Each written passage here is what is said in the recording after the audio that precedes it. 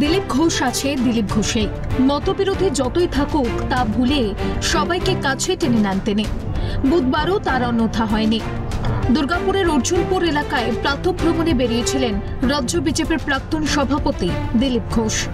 চা চক্রের সকল কর্মী সমর্থকদের নিয়ে মিলিত হয়েছিলেন অর্জুনপুর মোড়ে। ঠিক সেই সময় রাস্তা দিয়ে যাচ্ছিলেন দুর্গাপুর নগর নিগমের 37 নম্বর ওয়ার্ডের প্রাক্তন তৃণমূল কাউন্সিলর স্বরূপ মণ্ডল। দিলীপ ঘোষকে হাত মেলালেন তৃণমূল নেতা। একেই বোধহয় বলে সৌজন্যের রাজনীতি। কর্মীদের সঙ্গে দেখা করতে এসেছিলাম মর্নিং ওয়াকে।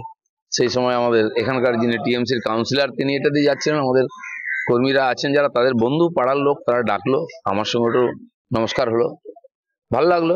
আমি বললাম যে আপনার জায়গায় এসছি আমরা আজকে হাঁটতে, এরকম সৌজন্য থাকা উচিত সবার মধ্যে। একদিকে পোড় খাওয়া রাজনীতিক দিলীপ ঘোষ, অন্যদিকে তৃণমূলের প্রাক্তন কাউন্সিলর স্বরূপ মণ্ডল।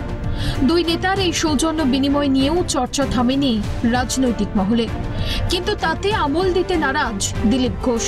তার কথায় রাজনীতি থেকে সৌজন্য চলে যাচ্ছে, এটা থাকা প্রয়োজন। রাজনীতি থেকে সৌজন্য চলে যাচ্ছে, সবাইকে মনে রাখতে হবে আমরা আগে সামাজিক প্রাণী, সমাজে থাকি, তারপরে রাজনীতি ইত্যাদি সবই। তো সেই সমাজ যদি না থাকে, সমাজের মধ্যে সম্পর্ক ঠিক যদি না থাকে, কিসের জন্য রাজনীতি, কিসের জন্য কি, এটা সবারই মনে রাখা উচিত। যার হজম হবে না সে হোমিওপ্যাথি গুলি খাবে, আমাদের হজম হয়, আমরা সবার সঙ্গে মিলেমিশে কাজ করি। এখন তো আর ভোট নেই, রাজনীতিতে সৌজন্য প্রয়োজন বলেই জানিয়েছেন তৃণমূল নেতা। উনি হাত বাড়িয়ে দিলেন, আমিও হাত বাড়িয়ে দিলাম, হাত মেলালাম। আর রাজনীতিতে সৌজন্যতামূলক থাকাটা অবশ্যই দরকার আছে।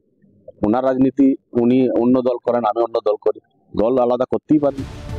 প্রশ্ন উঠছে, রাজনীতি আর সৌজন্য এই দুটো বিষয়ের মধ্যে কি সংঘাত অনিবার্য? ভিন্ন দল, রাজনৈতিক মতাদর্শ ভিন্ন, কিন্তু সবকিছু ভুলে তাদের এই সৌজন্য বিনিময় বাংলার রাজনীতিতে এক নজির সৃষ্টি করল বলেই মনে করছে রাজনৈতিক মহল। দুর্গাপুর থেকে রাজেশ সেনগুপ্তের রিপোর্ট, ক্যালকাটা নিউজ।